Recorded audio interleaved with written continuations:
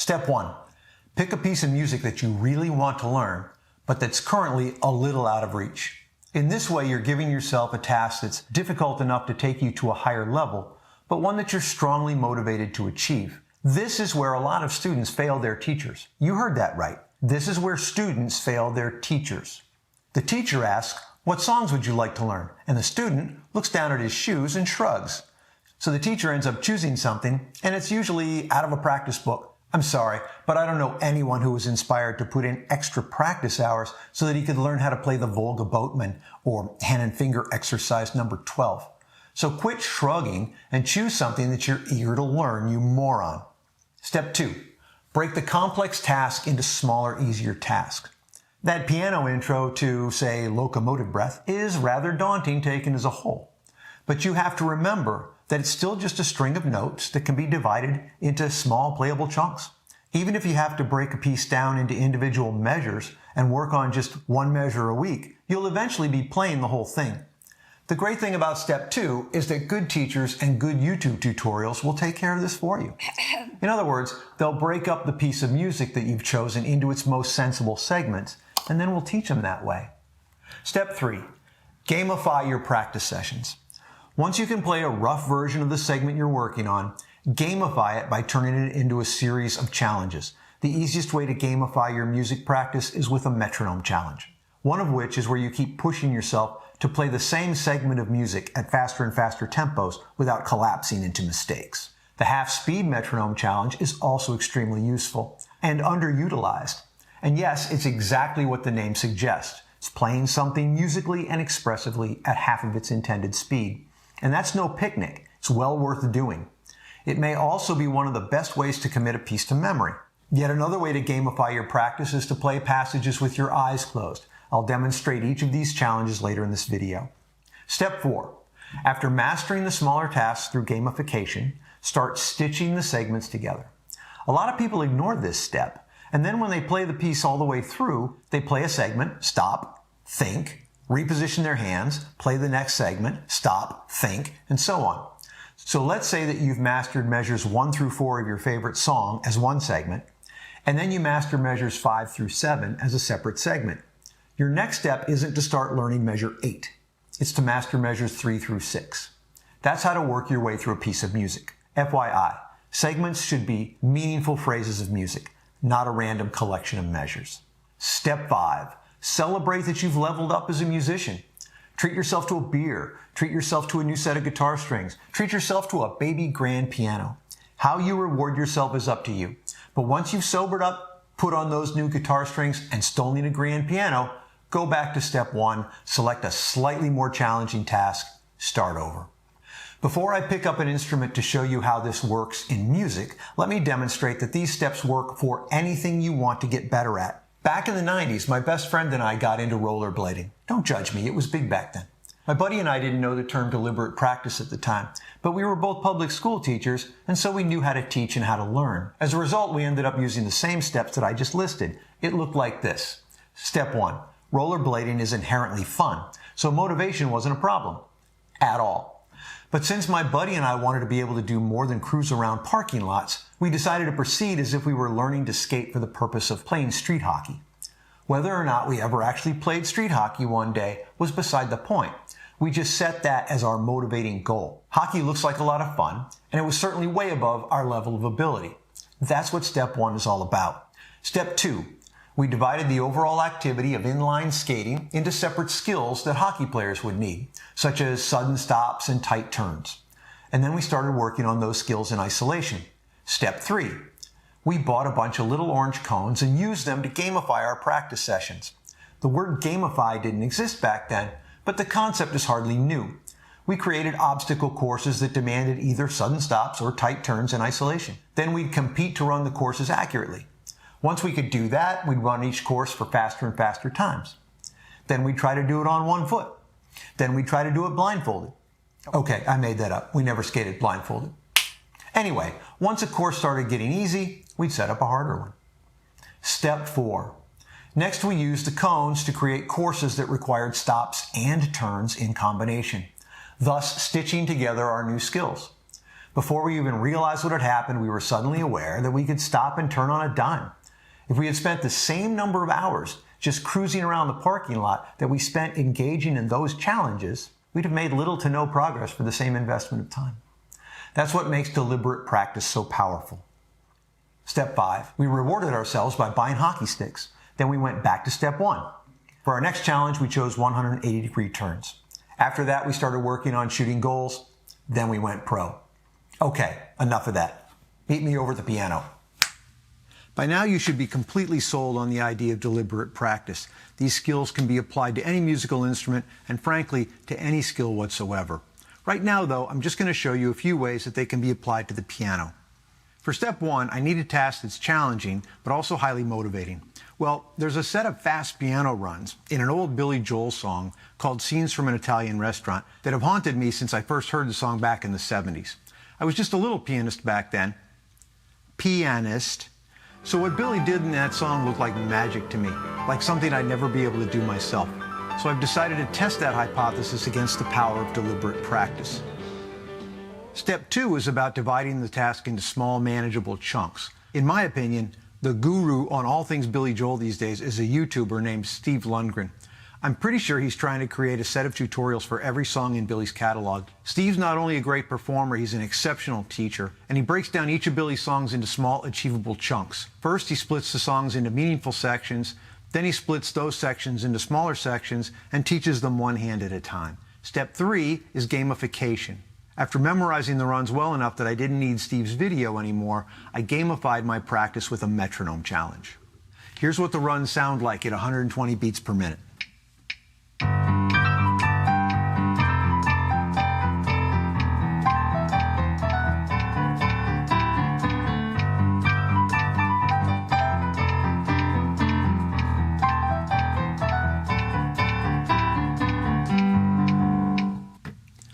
So 120 beats per minute is a comfortable speed. I've been working up to it for a couple of weeks. My comfort zone speed was 100 beats per minute a couple of days ago, 90 beats per minute a few days before that. By the way, note that I'm keeping my foot off the sustain pedal now. That's principle 7. Let's try it now at 130 beats per minute.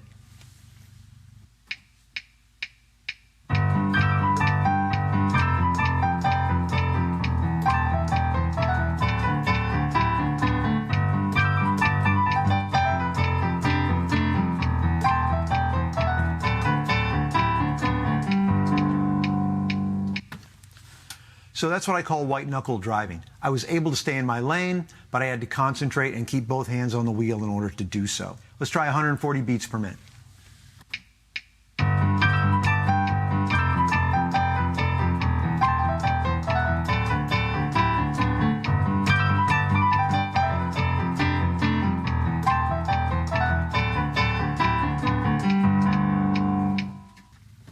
So now I'm scraping the guardrails.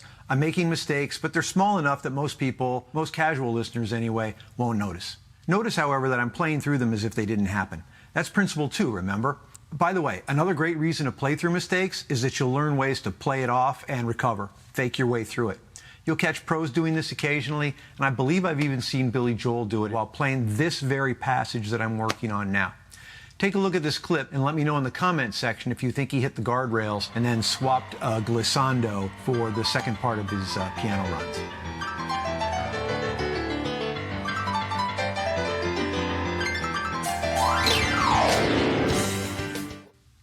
Tough call, right? Anyway, let's push the tempo up to 150 beats per minute.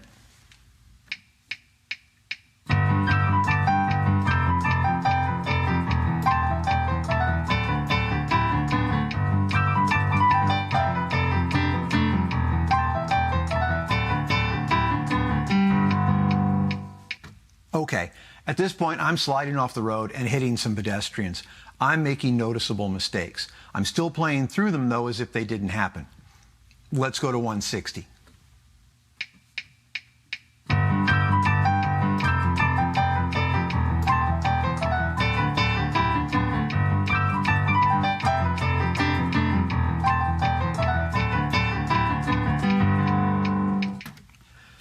Now the wheels are coming off. I'm still going to go a little faster, though, and I'll tell you why in a second.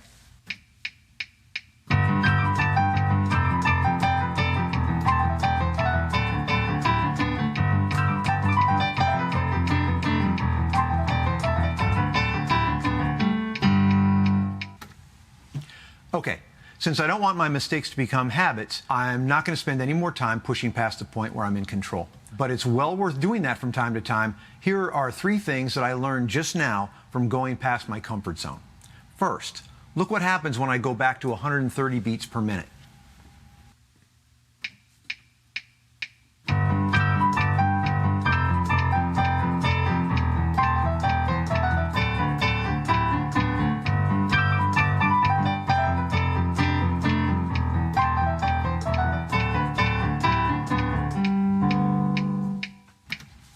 That was where I was white-knuckling just a few minutes ago. I won't go so far as to say that it now feels like I'm playing in slow motion, but it feels a lot slower than it did before I tried those runs at super high speed. By doing this, I'm deliberately making myself aware of my own progress. And that's principle 4. There's a saying in the fitness community that today's workout will soon be your warm-up. Well, I've just shown myself proof that I'm headed in that direction. What was once difficult is now a little less so. In a few more days, 140 will feel like slow motion, and my comfort zone will just keep working up. Second, by pushing myself past my limit, I've learned that my technique is going to have to change in order to play this passage at higher speeds. Naturally, when I first memorized these notes, my touch was heavy and plodding.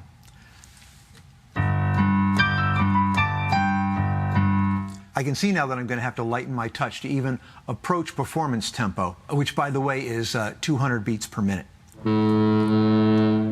Experimenting at 150 and 160 BPM, even though it's currently out of my league, sends a message to my brain through my fingers of the ways I need to start adjusting my touch to reach much faster tempos.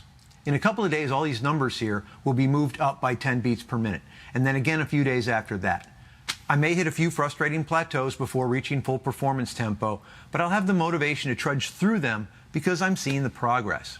The third thing I learned by going fast enough to crash is that I've got a problem with the first part of that second run that wasn't a pair at slower tempos. I'm getting what I guess I'd call interference in my left hand from something that my right hand is doing. All that's required on my left hand during these runs is octave eighth notes, and that should be on autopilot for someone with my level of experience. Yet when I play this segment of the second run, at higher speeds, I feel a tug in my forearm that's trying to make me bring down my thumb twice instead of toggling to my pinky finger. I can only assume that some other piece of music that I learned in the past called for that hand motion when my right hand was doing something similar to this run, and now the two commands are conflicting with my muscle memory.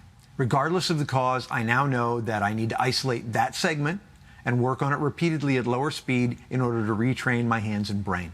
Another good metronome challenge is to go in the other direction. Cut your comfort zone speed in half and play the same segment as expressively as possible at that speed. It's shocking how challenging that can be. Those notes fade out and you have to force yourself to wait for the next beat, but this is super useful in truly memorizing the piece rather than relying entirely on muscle memory. That's what's going to get you out of jams when you're in front of an audience, nervous, and thinking too hard about what you're doing, just to let your fingers fly. I can't prove this, but I also believe intuitively that slow practice is sending stronger signals to your brain, that this is something you want to chew on even between practice sessions. Now, I'm sorry to spend so much time here on step 3, but another great way to gamify your practice is the blindfold challenge. When I do this, I don't actually bother with a blindfold, but I'll frequently play through certain passages with my eyes closed, especially passages that require my hands to be far apart, or to be so far apart that I can't see them at the same time. So here's a little segment of a different Billy Joel song in which the hands are very far apart, and this is a good one to practice blindfolded. And it goes very, very badly, which can be a lot of fun, but the thing is to just keep doing it. It'll go a little less badly each time. So prepare for a train wreck. I'm doing this with my eyes closed.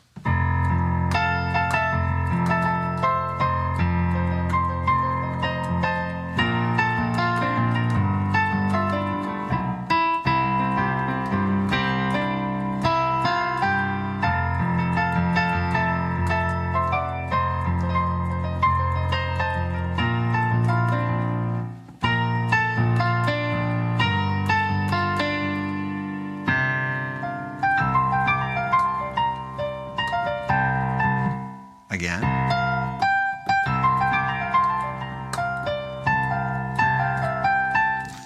So yeah, that didn't go very well, but as a practice tool, it's excellent. Every time I do that, I'll get a little bit better, until finally I'm able to play it with my eyes closed. and that will transfer to pretty much anything else I play. There are a lot of other good reasons to do a blindfold challenge.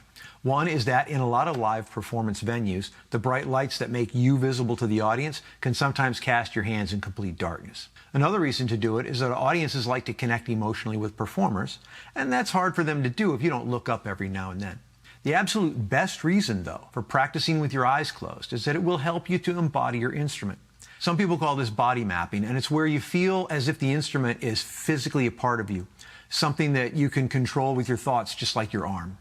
That may sound far-fetched at first, but think of all the other things that you can already do without looking. Got a game console? When was the last time you had to look down at your controller in order to disembowel your enemy? Do you have to take your eyes off the road to operate a car's turn signals, windshield wipers, headlights? God, I hope not. To this day, I can type on a QWERTY keyboard without even looking at it because a high school teacher made me do it that way for just one semester. So don't try to tell me that you'll never be able to play your instrument without looking. Now, I'll grant you that it takes a lot of practice to get there, but if you think it's impossible, let me know and I'll forward your complaint to Stevie Wonder and Jose Feliciano. I'm sure they'll care about your pansy-ass problems. Understand that playing blindfolded isn't the only thing you need to do to become one with your instrument, but it's an essential ingredient. So get started on it. So step 4 is stitching together all the individual pieces that you've been working on in isolation. This is so that you don't feel the urge to stop at the end of each section. As far as these piano runs go, I've already done that. I learned each hand separately, and then I learned each of the 2 runs separately. They're similar, but they're not identical. Once I'm playing these runs closer to Billy's live performance speed, I'll start working on the next segment of the song, which is the Brenda and Eddie section. Brenda and Eddie were the popular steadies and the king and the queen of the prom. That one. I'm not going to bore you now with the full demonstration, but once I've got that under control, I'll start to work on moving seamlessly from the fast runs into the Brenda and Eddie section. Before I go on to any other sections, though, I'm going to take a moment to reward myself just for completing those piano runs. That's step 5. For God's sake, don't wait until you've mastered the entire piece of music to give yourself a bonus. Every time you level up, you should celebrate. Once I get these runs up to around 180 beats per minute, plenty fast for me, I'm going to reward myself by having a beer, buying a new set of guitar strings, and stealing a baby grand piano. And then I'm going to get to work on another piece of music, one that I've loved since I was a kid, but that's currently above my level of ability. You know the one. Okay, I know I said I was going to show you some examples on the guitar, but this video is already running long, so that's going to have to wait for another time. Before you go, hit that subscribe button so you don't miss any of my upcoming masterpieces. And would it hurt you to click on the like button and maybe leave a nice comment? Come on, give me that dopamine hit.